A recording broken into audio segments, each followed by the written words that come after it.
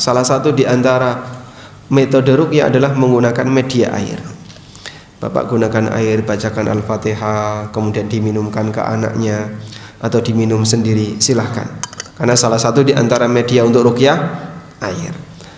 Tapi kalau bukan ruqyah, misalnya orang baca Quran biasa, lalu air di sekitarnya ditata, kemudian ini mambu bacaan Quran, ini nanti akan jadi air mujarab, ini tidak ada hubungannya. Jika benda yang sering terkena paparan bacaan Quran menjadi benda sakti dan mujarab, maka yang paling sakti adalah mikrofon Masjidil Haram. Bismillahirrahmanirrahim. Kita buka. Ya, di sini Anda nuliskan bismillah, nanti tolong panitia dijaga baik-baik biar tidak kebuang ke tempat sampah. Makanya mungkin kalau ngirim pertanyaan tidak perlu pakai bismillah ya. Karena nanti ini akan dibuang di tempat sampah. Kalau enggak akan ngerepoti panitia jadinya. Assalamualaikum. Waalaikumsalam. Apa yang sepatutnya ada di pikiran tatkala mengetahui hal sunnah? Apa yang sepatutnya ada di pikiran kami tatkala mengetahui hal sunnah, agar kami bisa termotivasi dan bersungguh-sungguh dalam mengamalkan. Karena pernah kami mendengar bahwa sunnah ada yang pengertiannya dari ahli hadis, ahli fikih, dan seterusnya. Baik. Kata sunnah dalam pembahasan kita di sini adalah ajaran Nabi Sallallahu Alaihi Wasallam. Berkomitmen di atas sunnah maksudnya adalah komitmen di atas ajaran Nabi Sallallahu Alaihi Wasallam. Sebagaimana yang disampaikan oleh Imam Al-Barbahari, al-Islamu huwa sunnah, was sunnatu hiyal Islam. Islam itu sunnah, sunnah adalah Islam. Sehingga para ulama memahami istilah sunnah itu maksudnya adalah ajaran agama, ajaran Nabi Sallallahu Alaihi Wasallam. Ya walaupun sunnah dalam perkembangannya dipakai dalam cabang ilmu yang lain. Kalau dalam cabang ilmu fikih, sunnah itu perintah yang tidak wajib. Sunnah itu adalah perintah yang tidak wajib. Sebab perintah ada dua, ada perintah wajib dan ada perintah yang tidak wajib. Sedangkan dalam ilmu usul fikih, sunnah itu dipahami semua yang bersumber dari Nabi Sallallahu Alaihi Wasallam yang bisa dipakai dalil. Semua yang bersumber dari Nabi Sallallahu Alaihi Wasallam yang bisa dipakai dalil. Maka dalam ilmu usul fikih, sunnah cakupannya berkaitan dengan kepentingan usul fikih terhadap sumber dalil. Sedangkan dalam ilmu hadis, sunnah dipahami semua yang berasal dari Nabi Sallallahu Alaihi Wasallam, baik yang bisa dipakai dalil maupun yang tidak bisa dipakai dalil. Yang tidak dipakai dalil contohnya apa Pak? Kebiasaan beliau, ya. Adab-adab yang beliau ajarkan. Sehingga itu tidak ada kaitannya dengan ahkam, tapi lebih kepada masalah adab. Nah, untuk kajian hadis, sunnah itu cakupannya paling luas. Semua yang berasal dari Nabi Sallallahu Alaihi Wasallam itu sunnah. Sudah? Namun yang dimaksud dalam kajian ini, kata sunnah adalah ajaran Nabi Sallallahu Alaihi Wasallam atau ajaran Islam itu sendiri. Al-Islamu huwa sunnah, was sunnatu hiyal Islam. Nah, kemudian kalau Anda melihat istilah sunnah, sepatutnya yang ada di pikiran yang mana? Ya tergantung konteksnya. Kalau kemudian konteksnya adalah belajar usul fikih, maka Anda bawa kata sunnah sesuai dengan definisi usul fikih. Kalau Anda sedang belajar hadis, Anda bawa kata sunnah sesuai dengan definisi ahli hadis dan seterusnya. Sehingga talib bisa menyesuaikan, seorang pembelajar bisa menyesuaikan. Wallahu a'lam.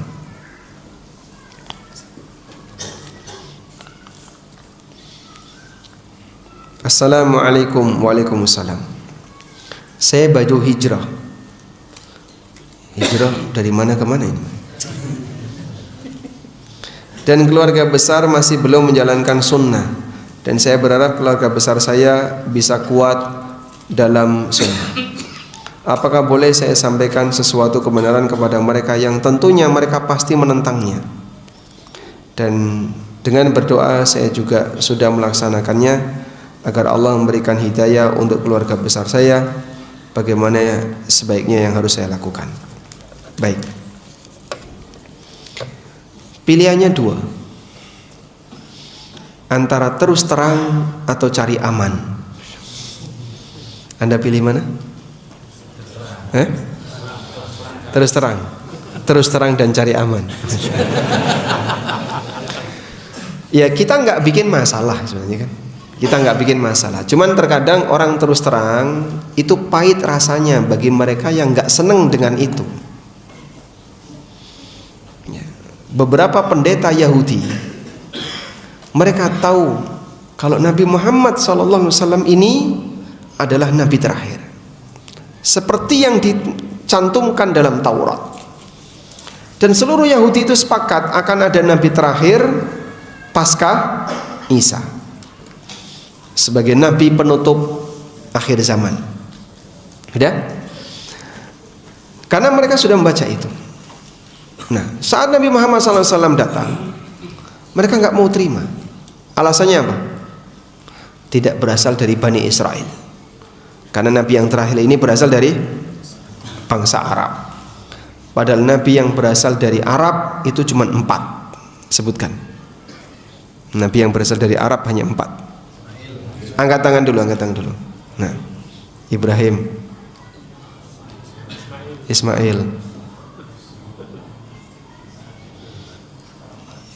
Ishak, Yakub, Yusuf, Ayub. Nabi yang dari Arab cuma 4, silakan. Ibrahim, Ismail, Soleh, Muhammad, Salah. Hud, Soleh, Nabi Muhammad SAW. Satu lagi, insyaallah. Satu lagi dapat hadiah.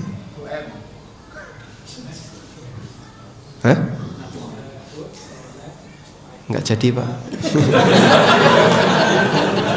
Hud, Soleh, Nabi Muhammad alaihi wassalatu wassalam. Satu lagi.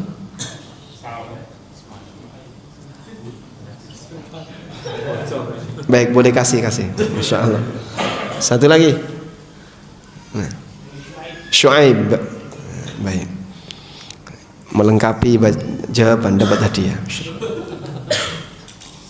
Ada 4 nabi yang berasal dari Arab, hanya 4 ini yang dikatakan Nabi Muhammad SAW ketika ditanya oleh Abu Dzar, wa arba'atun minhum minal Arab, Hudun wa Saleh wa Syuaib wa nabiyyuka hadza.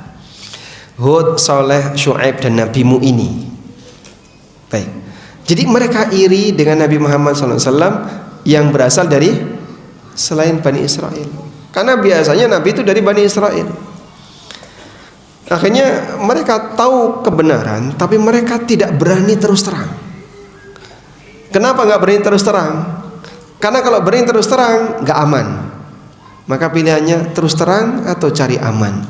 Mereka pilih cari aman. Makanya dalam Al-Quran itu banyak sekali celaan-celaan yang diarahkan oleh Allah Ta'ala kepada para pendeta-pendeta Bani Israel. Karena itu mereka lah penjahat di kalangan Bani Israel. Dengan sebab mereka banyak orang yang tidak mau beriman kepada Nabi Muhammad SAW, ngasih pengaruh buruk bagi orang lain. Sebab mereka dianggap dia ini kan orang yang sudah membaca Taurat, yang katanya dalam Taurat sudah ada cerita tentang Nabi terakhir. Berarti kalau Muhammad bukan Nabi terakhir yang dimaksud dalam Taurat, berarti Muhammad pendusta. Nah, gara-gara siapa? Para pendeta-pendeta pembohong pendusta ini dari kalangan Bani Israel. Akhirnya banyak orang yang tidak mau beriman kepada Nabi Muhammad SAW di kalangan Yahudi. Maka pilihannya tadi, kalau sampai mereka berani terus terang, mereka kehilangan pengikut. Abdullah bin Salam salah satu di antaranya. Sehingga sahabat Abdullah bin Salam yang dulu pendeta Yahudi, saat beliau masuk Islam itu kan diam-diam. Saat masuk Islam kan diam-diam. Sampai ada orang yang datang ke masyarakat Yahudi tanya, menurut kalian Abdullah bin Salam itu gimana orangnya? Oh, huwa khairuna ibnu khairina. Dia itu orang terbaik kami, tokoh masyarakat kami, keturunan dari tokoh-tokoh kami. Begitu Abdullah bin Salam datang, asyhadu an la ilaha illallah wa anna muhammadar rasulullah. Apa kata mereka? Huwa syarruna ibnu syarrina. dia penjahat di kalangan kami, orang yang paling jelek di kalangan. Langsung berubah. Subhanallah. Makanya mereka nggak berani untuk terus terang karena lebih milih cari aman. Nah, sekarang Anda dalam tantangan itu. Anda pilih mana? Terus terang atau cari aman? Baik, kita tidak sedang cari masalah, cuman menyampaikan prinsip yang tidak sejalan dengan kebiasaan anggota keluarga dan seterusnya, ya memang sedikit beresiko. Namun kita sampaikan dengan cara yang lebih rapi, tertata, tidak terlalu ekstrim agar mereka bisa lebih menerima. Caranya gimana, Pak? Gunakan teori, tips, ini mujarab sekali. Nabok nyileh tangan, Masya Allah. Maksudnya bagaimana Pak nih Pak? Tidak harus Anda sendiri yang menyampaikan. Kasih saja di grup WA misalnya cuplikan kajian A, cuplikan kajian B, tapi jangan yang terlalu ekstrim ya. Ya misalnya yang kira-kira geser mereka dikit lah. Kalau nggak bisa geser 5 meter, ya geser 5 cm. Sehingga mungkin dari kajian itu muncul rasa senang. Wah, saya kalau sama Ustadz ini cocok. Akhirnya kecocokan itu bermula, lama-lama dia akan terbawa pelan-pelan sampai akhirnya alhamdulillah dia menerima semuanya. Ya, itu pintar-pintarnya Anda untuk mengatur strategi bagaimana caranya mempengaruhi orang. Alhamdulillah di negara Indonesia, alhamdulillah ya, bagian dari nikmat yang Allah berikan untuk masyarakat Indonesia. Negara ini untuk urusan akidah dan ibadah memberikan kelonggaran bagi para penganutnya. Untuk urusan ibadah dan akidah itu memberikan kelonggaran bagi para pengikutnya. Kalau Bapak tinggal di Afghanistan, ngasih penjelasan tauhid itu tidak boleh, Pak. Bicara kata tauhid, anti syirik di sana itu berbahaya. Langsung diciduk itu, Pak. Itu di Afghanistan, Pak. Kalau orang bilang negara pejuang, banyak jihad-jihad, iya tampilannya Pak. Tapi akidahnya, akidah apa akidahnya? Klenik. Jadi mereka senang pakai jimat, orang-orang di sana ini. Maka mereka nggak senang dengan kata tauhid, anti syirik, anti jimat, itu nggak senang mereka. Sehingga kemarin sudah ada resmi pengumuman dari negara, kitab At-Tauhid nggak boleh masuk. Kitab At-Tauhid nggak boleh masuk. Di Malang boleh nggak diajarkan itu? Belajar kitab At-Tauhid boleh nggak? Bebas Pak. Dan di Indonesia Anda mau mengajar fikih pakai mazhab apapun bebas. Mau mazhab Hanafi, mau mazhab Syafi'i, mau mazhab Maliki, terserah. Di Indonesia, alhamdulillah. Di salah satu negara bagian Malaysia sudah menyatakan mazhab resmi daerah ini Syafi'i. Jadi kalau Bapak sholat subuh nggak kunut, kriminal, melanggar undang-undang, itu pelanggaran, bisa ditangkap dia. Harus, karena di negara ini semuanya harus Syafi'i ya. Subhanallah. Di tempat kita nggak ada keharusan seperti itu. Makanya di tempat ini kalau kita mengajarkan kebenaran terbuka sangat longgar, sehingga saya berani bicara seperti ini di depan umum pakai live ANB channel, sehingga nggak perlulah orang misalnya coba itu dicek ada nggak yang salah, udah ngecek aja ke live ANB channel. Karena yang kita sampaikan kebenaran, disampaikan secara terbuka di depan banyak orang, bisa dicek, jejak digitalnya ada. Sebab kita tidak sedang cari masalah, tapi kita menyampaikan kebenaran. Lain halnya kalau orang menyampaikan sesuatu dengan rahasia, tersembunyi, hanya khusus untuk anggota, yang lain nggak boleh ikut, tertutup dan seterusnya. Ini salah satu di antara tanda kalau dia sedang menyampaikan kebatilan. Umar bin Abdul Aziz pernah mengatakan, "Idza ra'aita ar-rajula yatanajawna fi dinillah dunal ammah fa'lam annahu ala ta'sisid dhalalah." Kalau kau lihat ada orang sedang menyampaikan agama Islam tapi dengan cara tersembunyi, tidak mengajak masyarakat umum, ketahuilah bahwasanya dia sedang menyampaikan kebatilan. Karena dia nggak berani tampil di muka, itu nggak berani, disembunyikan. Bapak paham maksudnya kan? Beberapa kelompok tertentu tertutup ya, sehingga tidak boleh ada orang lain tahu. Karena dia nggak yakin yang disampaikan itu kebenaran. Kalau itu kebenaran, silahkan sampaikan di depan umum. Tapi beresiko akan ditolak oleh banyak masyarakat. Wallahu a'lam.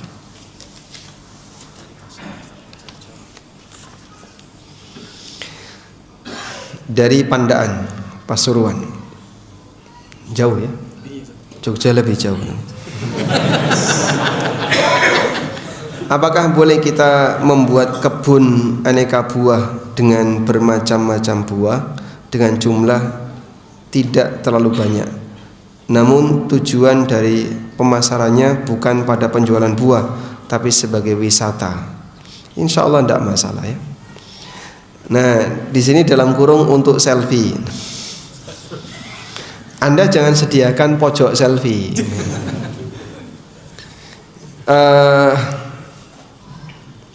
Sebatas membuat tempat orang bisa jalan-jalan, bisa berwisata dan seterusnya, tidak masalah. Tapi Anda jangan sediakan tempat yang berpotensi dipakai untuk maksiat.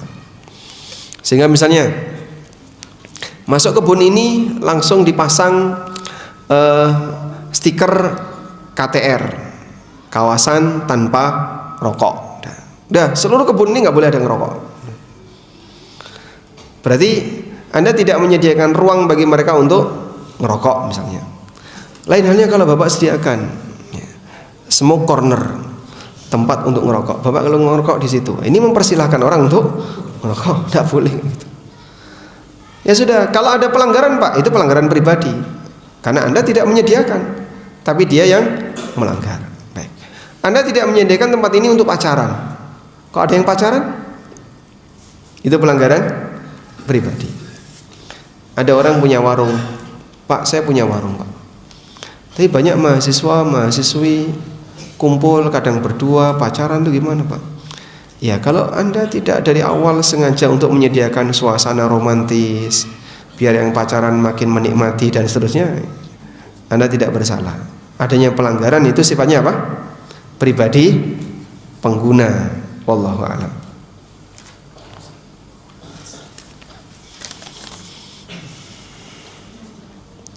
Assalamualaikum warahmatullahi wabarakatuh. Waalaikumsalam warahmatullahi wabarakatuh. Apakah merokok itu bagian dari madad? Madad dalam bahasa Arab itu artinya pertolongan. Bahasa Jawa ini apa nih? Madad artinya apa madad? Menghisap sesuatu yang menyebabkan kecanduan. Moh limo itu kan apa saja Pak? Main. Maksudnya apa? Judi ya? Judi. Maling. Terus medok, zina, terus mabuk, madad. Madad itu apa? Mabuk dengan madad kan beda ya. Madad itu apa madad? Candu. Maksudnya narkoba. Nah, kalau Bapak bertanya apakah ngerokok termasuk candu, menurut Anda gimana? Saya nggak punya pengalaman ini. Barangkali yang punya pengalaman. Nah, baik. Kalau narkoba sepakat tidak boleh ya. Kenapa Pak? Bukan karena pertimbangan candunya, tapi lebih kepada pertimbangan memabukkan. Sehingga haram, narkoba haram karena dia memabukkan. Definisi mabukkan apa? Kata Umar bin Khattab radhiyallahu anhu, ma khamaral aqla, segala sesuatu yang menutupi akal itulah khamar. Al khamru ma khamaral aqla. Khamar adalah segala yang menutupi akal. Maka narkoba haram karena dia menutupi akal. Rokok tidak sampai menutupi akal. Rokok tidak sampai menutupi akal. Tapi bisa menimbulkan candu, sepakat. Baik. Nasi itu candu nggak? Candu? Gorengan. Baik. Bapak makan nasi sehari berapa kali? 3 kali. Kalau enggak nasi? Pusing. Durung mangan. Mbok telo sekilo nek durung sego, durung. Baik. Berarti kalau orang seperti ini ya, saya kecanduan nasi, itu benar kan? Hah? Weteng Jawa. Kecanduan nasi. Apakah kemudian nasi jadi haram gara-gara itu? Boten. Baik. Terus gimana Pak standar halal haram di sini? Semua orang sepakat rokok itu bahaya. Sampai pun merokok juga tahu kalau ini bahaya. Maka kalimat yang tertera di rokok dan tidak ada yang mengingkari, rokok membunuhmu. Tidak ada makanan apapun yang tulisannya kayak gitu ya. Ada nggak Bapak jajan makanan yang ada tulisannya kayak gitu selain rokok? Hah? Seblak membunuhmu. Ada? Ada makanan apa yang Bapak beli terus ada tulisan membunuhmu itu selain rokok? Nggak ada. Dan perokok tidak emosi ketika diberi peringatan kayak gitu. Gak bener ini, coret. Demo para perokok untuk menghapus kalimat rokok membunuhmu. Padahal itu di mana-mana. Dan itu jadi syarat orang boleh iklan rokok. Sehingga iklan rokok apapun harus ada peringatan rokok membunuhmu. Cuman perokok nggak bisa baca. Bisa baca atau nggak baca? Masya Allah. Nah terus gimana itu Pak? Ya kalau ini memberikan madarat dan madaratnya lebih besar daripada sisi manfaat, maka statusnya haram. Karena Nabi SAW mengatakan la darara wa la dirar. Tidak boleh membahayakan diri sendiri maupun orang lain. Wallahu a'lam. Sampai jam berapa kita? Terakhir Ustaz. Assalamualaikum waalaikumsalam. Bagaimana kuat bersabar dalam mengajak keluarga kembali dalam ketaatan? Kerap saat saya mengajak saudara kandung saya untuk sholat dan ada saja alasan yang diutarakan sehingga saya jadi berat hati dalam mengajaknya. Nah, keberuntungan bagi orang yang mengajak itu apa jemaah? Saat yang diajak itu mau ngikuti, maka yang mengajak dapat pahala seperti orang yang melakukannya. Ad-dalu 'alal khair kafa'ilihi.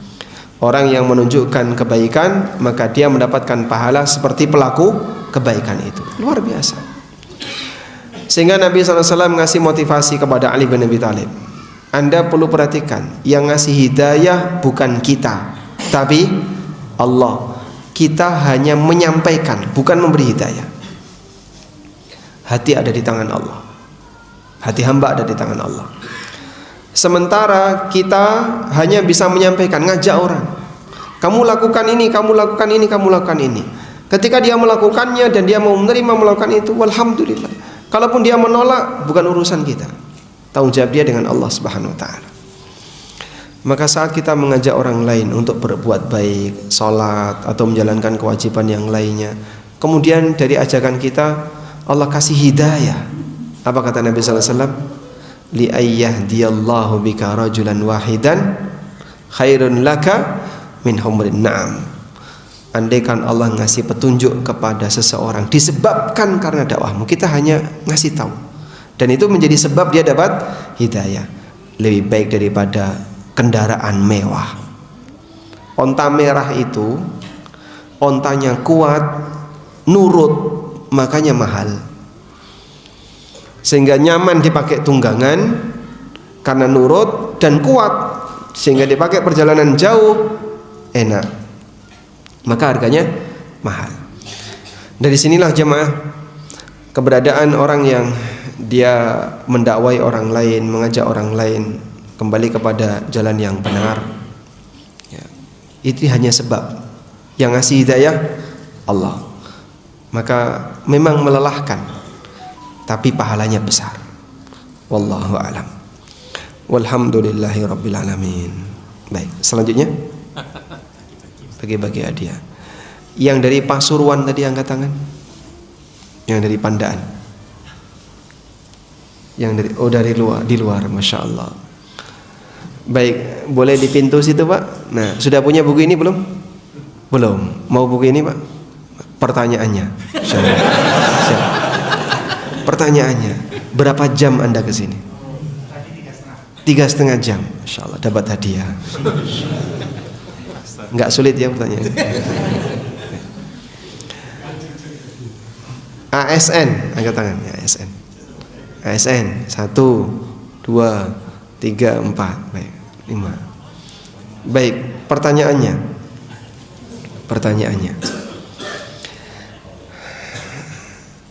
Sebutkan akad yang berlaku bagi ASN. Akad apa yang berlaku dalam kegiatan ASN? Mematuhi itu aturan, bukan akad. Nah, pelayanan masyarakat itu tugasnya. Jadi kalau orang jadi ASN itu dia melakukan akad apa dengan negara? Pengabdian. Itu tugas dia. Pengabdian, pelayanan masyarakat. Akad jual beli jasa. ASN bukan? ASN, Masya Allah, dapat hadiah. Akad ijarah namanya, jual beli jasa. Baik, selanjutnya buku ada orang utang. Pertanyaannya gampang, langsung aja angkat tangan ya. Yang sepanjang hidupnya belum pernah utang, dapat hadiah. 2, 1. Kasih sana. Ini. Ini. Baik. Hadiah berikutnya. Ini bukan terasi. Oh, parfum ya. Jadi kotak ini bukan terasi ya, ini parfum. Pertanyaannya, sebutkan pertentangan yang disampaikan oleh musuhnya para nabi kepada para nabi.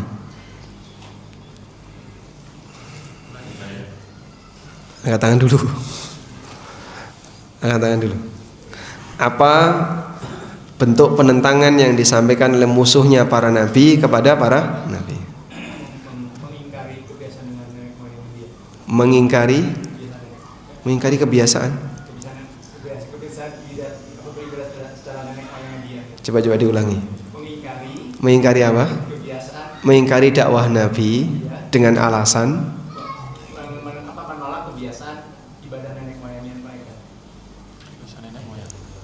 oh baik, para nabi dituduh menolak kebiasaan nenek moyang. Masya Allah, baik, dapat hadiah.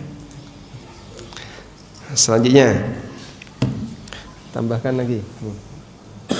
Hadiahnya 2 ya. Masya Allah. Buku prinsip hidup dan parfum.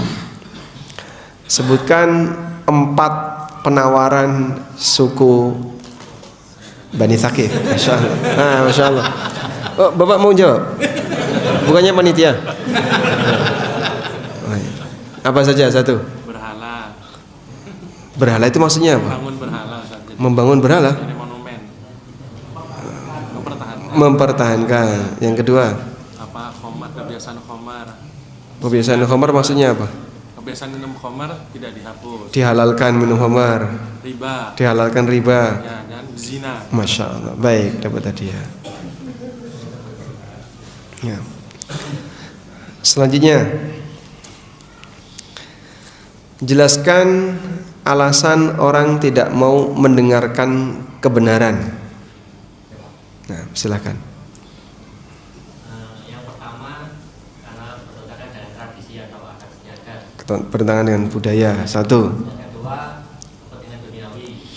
Karena mengganggu kepentingan duniawi. Yang ketiga, tadi orientasi atau apa? Cita-cita akhirat kalau kita itu, mereka duniawi. lebih mengedepankan cita-cita orientasi akhirat sehingga tidak kelihatan ya. Baik, Masya Allah, dapat hadiah. Baik. Mana? Buku pengantar fikih jual beli dan harta haram. Pertanyaannya, Sebutkan 3 contoh harta haram.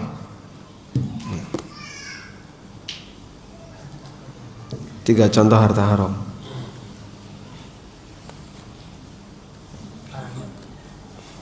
Tiga contoh harta haram. Silakan. Hasil mencuri, hasil menipu, hasil korupsi, hasil manipulasi. Bukan itu yang saya maksud. 3 jenis harta haram. Riba, dolim. Kalau penipuan ya, saya baik terhitung dolim. Oke, satu lagi. Tadi sempat saya singgung. Pencuri itu dolim. Riba, baik Bapak. Namanya apa? Goror. Horor kok. Goror ya. Selanjutnya, ini enaknya pedagang di pasar ada nggak sini? Pedagang pasar? Ada pedagang pasar? Nggak ada. ASN semua ini. Pegawai semua. Bapak pedagang pasar? Pengirim kelapa. Baik, pertanyaannya. Sebutkan rukun jual beli. Rukun jual beli. Kan sehari-hari Bapak jual beli kan? Ngirim kelapa. Sebutkan rukun jual beli. Ada barang, ada uang.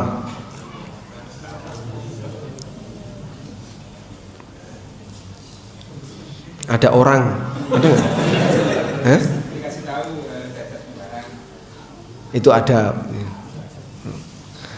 Ada barang, ada uang, ada orang. Ada penjual dan pembeli. Kalau nggak ada orang kan sama aja. Satu lagi. Interaksinya itu namanya apa? Ada akad. Masya Allah. Saya kasih hadiah ini mau? Alhamdulillah. Barakallahu fiik. Ini untuk takmir. Ini untuk panitia akhwat fikih haid. Karena kalau ikhwan nanti bingung nerimanya ya. Ini untuk panitia. Alhamdulillah sudah selesai. Baik, mudah-mudahan apa yang kita bahas ini bermanfaat. Wassallallahu ala nabiyyina Muhammadin wa ala alihi wa sahbihi wa sallam. Wa akhiru da'wana anil hamdulillahi rabbil alamin. Wassalamu alaikum warahmatullahi wabarakatuh.